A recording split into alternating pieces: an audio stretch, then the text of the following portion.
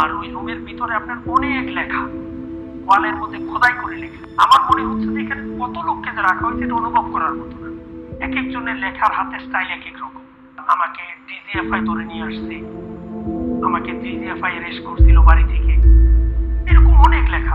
আর অনেকে আবার নাম্বার লিখে রাখছে যে যদি সম্ভব হয় আমার পরিবারকে কেউ বললেন যে আমাকে যেন খোঁজ করে, আমাকে সরকার এখানে এইভাবে বন্দি করে রাখছে।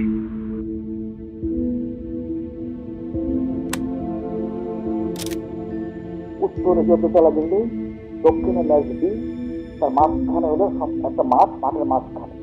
এর ঠিক পূর্ব পাশে হলো লগরিয়া হেডকোয়ার্টার, স্টেশন হেডকোয়ার্টার, ইউনিটির অফিস। পশ্চিম পাশে হলো এমপি শেড, ডিজিএফআই এর এমপি শেড, এবং উত্তর পূর্ব কোণে হলো ডিজিএফআই এর মসজিদ। এই গুম হাউসটার শব্দের নাম হলো আয়নাঘর।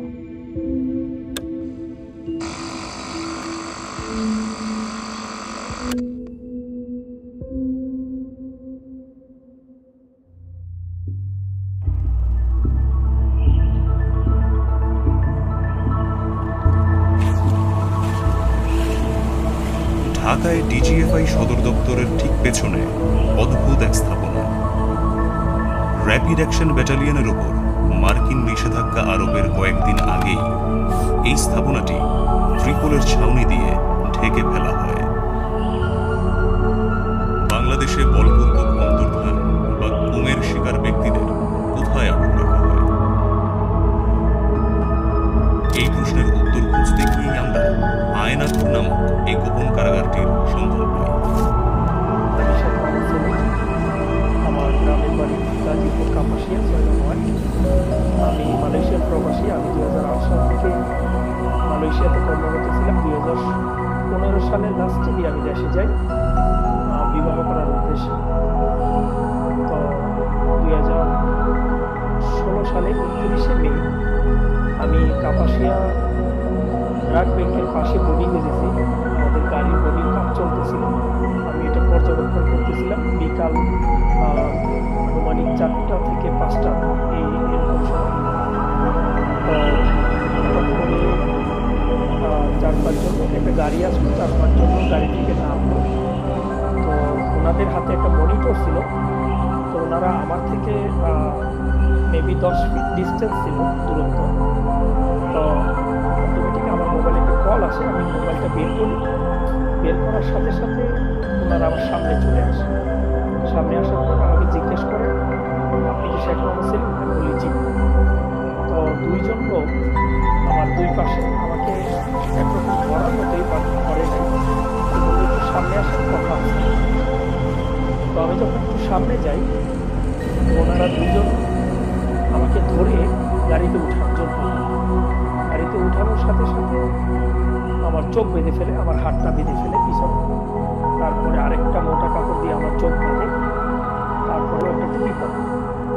তো আমি গাড়িতে ওঠার সাথে সাথে একজন আমাকে বলে, যখন গাড়িটা আমরা চলতেছিল, আমাকে বলে আপনি হিন্দি আতে, হিন্দি মে বাত করো। তো আমি তো একটু নার্ভাস ফিল করছি। তারপরে বলছি যে আমার হিন্দি থোড়া থোড়া আছে। তারপরে ওনারা বাংলায় আমাকে কথা বললো, জিজ্ঞেস করলো। তো বিভিন্ন কথা বললো, জিজ্ঞাসাবাদ করলো। তো গাড়ি খুব স্পিডে চলছিল, আমার নিঃশ্বাস বন্ধ হয়ে যাচ্ছিল। আমি ওনাদেরকে বললাম যে আমার নিঃশ্বাস বন্ধ হয়ে যাচ্ছে। তখন ওনারা টুপিটা একটু উপরে উঠায় দেয়। তো রাস্তার পথিমধ্যে আপনার আমাদের রাজেন্দ্রপুর বাজারে একমাত্র রেল ক্রসিং আছে, যেটা খুবই গাড়ি চললে খুবই আপনার মানে শব্দ হয় আর অনুভব করা যায়। যেহেতু আমি দীর্ঘদিন এই লাইনে আমাদের গাড়ির ব্যবসা ছিল, তো ওইখানে আসার পরে আমি অনুভব করতে পারি যে আমি রাজেন্দ্রপুর বাজারে রেল ক্রসিংয়ে আছি। একটু সামনেই আমাদের সেনাবাহিনী ক্যান্টনমেন্ট, ওইখানে উঁচু উঁচু আইল্যান্ড আছে। তো ওই আইল্যান্ডে যাওয়ার পরে আমি পুরোপুরি কনফার্ম যে আমি আপনার ক্যান্টনমেন্টের ভিতরে আছি।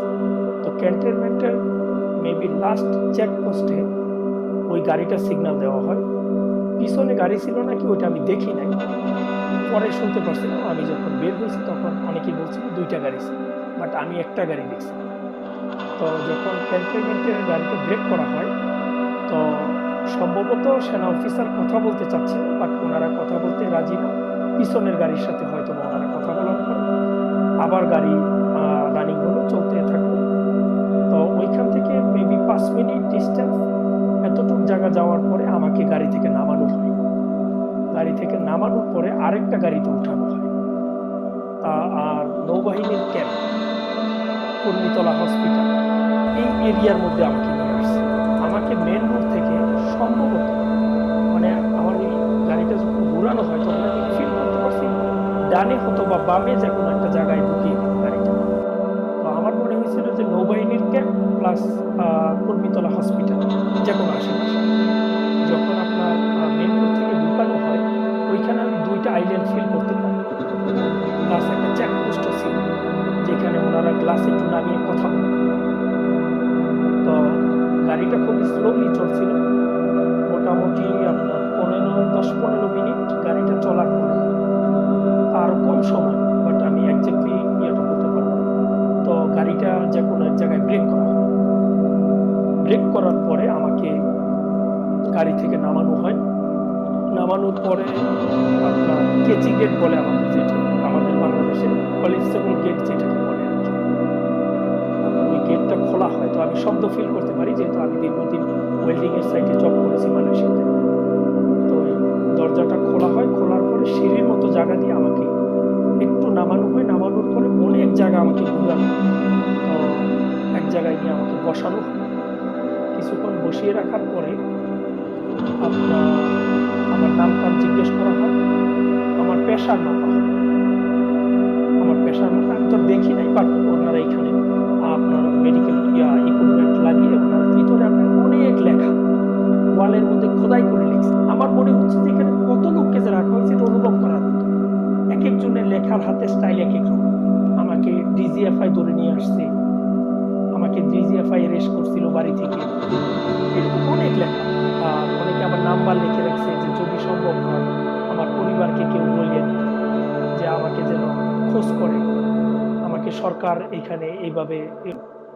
লেফটেন্যান্ট কর্নেল মোহাম্মদ হাসিনুর রহমান, বীর প্রতীক, সেনাবাহিনীতে 28 বছর চাকরি করেছিলাম, তারপর বরখাস্ত। সাবেক সেনা কর্মকর্তা হাসিনুর রহমান এখন পর্যন্ত 2বার গুম হয়েছেন। প্রথমবার গুম থেকে ফিরে আসার পর 2018 সালের অগস্ট মাসে তিনি দ্বিতীয়বার গুম হন। মিরপুর ডিওএইচএস থেকে তাকে অপহরণ করা হয়। 1 বছর 6 মাস 14 দিন আয়নাঘরে বন্দী ছিলেন হাসিনুর। আমি যেহেতু আগে চাকরি করছি ঢাকা শহরে, মিলিটারি পুলিশের অফিসার ছিলাম আর্মি এমপি ইউনিটের, তা আমি এলাকাটা চিনে ফেলি, স্থানটাও চিনে ফেলি। যে নতুন যে কমপ্লেক্স রুম হাউজের, সেটা হলো 5টা করে রুম, প্রতি 5টা রুমের সাথে একটা করে বাথরুম। যেই পাশে আমি ছিলাম, অর্থাৎ পশ্চিম পাশের 5টা রুমের সাথে যেই বাথরুম, সে বাথরুমে 2টা প্যান আছে, একটা লো প্যান, একটা হাই প্যান, হাই কমান্ড।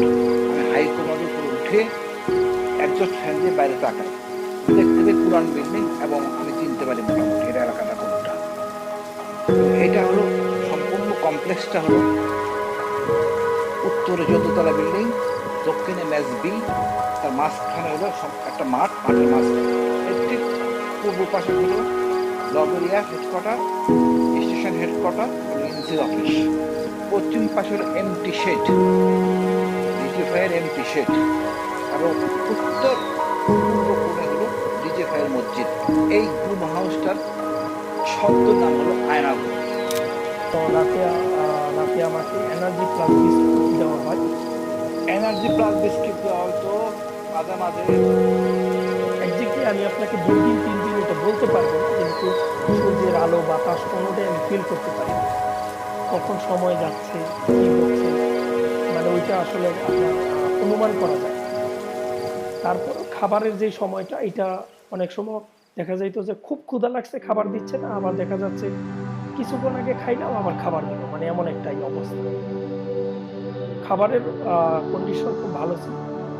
আপনার খাবার খুব ভালো খাবার দেওয়া হতো। 1 বোতল করে মাম ওয়াটার দেওয়া হতো।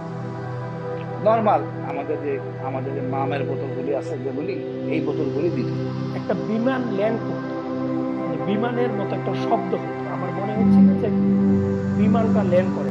তার সাথে কিন্তু রানওয়ে, যে তেজগাঁও রানওয়ে, ওইখানকার নর্মাল রুটিন প্লেন এয়ারফোর্সের বা আর্মি এভিয়েশনের সেসনাগুলি উদ্যান বা নামার জন্য এই শব্দটি শোনা যেত।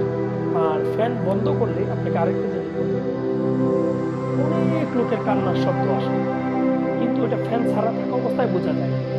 ফ্যানটা বন্ধ করলে কান্নার শব্দ শোনা যায়, আর যখন টয়লেট নিয়ে যায় তখনও ওনাদের কান্নার শব্দ শোনা যায়। আমাদের ওই সময় আপনার ফ্যান বাইরে আপনার রুম থেকে যখন আমাদেরকে বের করতে চলবে, ওই ফ্যানের শব্দটা আরো বিকট। যদি শোনা না যায়, শব্দটা বাইরে না যায়, বড় 1-10 ফ্যান ইউজ করে, বড় বড়। যেমন ওই প্রতি 5টা রুমের সাথে 2টা একজস্ট ফ্যান, অর্থাৎ ওই 10টা রুমের সাথে 4টা একজস্ট ফ্যান। কোনো শব্দ যদি বাইরে না যায়, বাইরের শব্দ ভিতরে না আসে। ওই রুমটা ভিতরের জায়গাটা সম্ভবত 10 ফিট স্কোয়ার হবে, খুব উঁচা। রুমে আপনার কোনো জানালা নেই, একটাই দরজা, আপনার একটা গ্রিলের দরজা আর একটা কাঠের দরজা, একটা একজস্ট ফ্যান আছে, আর উপরে একটা মাত্র লাইট একেবারে উপরে ছাদে। 16 রুমের কমপ্লেক্স, পুরোনো আমলে। মানে আমি সাথে ছিলাম আর্মিতে অফিসার হিসেবে, তখন আমি এরকমই দেখি। এটা উচ্চতা 18 ফিট, দেওয়ালগুলো বসছে, প্রত্যেকটা রুমের সাথে একটা করে লাইট আছে, একজস্ট ফ্যান আছে একটা করে। এর পার্থক্য হলো রুমের সাথে এটা বড় বড় মোটা মোটা শিক, যেটা নতুন ধরনের শিকটিকে একটু তুলনামূলক চিকন, লোহার দরজা, তারপরে কাঠের দরজা, কাঠের দরজা মাঝখানে দিয়ে আছে আপনার ছিদ্র, যা দিয়ে দেখা যায় ভিতরে কে কি করে বা কি করতেছে। বাংলাদেশের সামরিক বাহিনীর সাথে সম্পৃক্ত একজন কর্মকর্তার মাধ্যমে আয়নাঘরের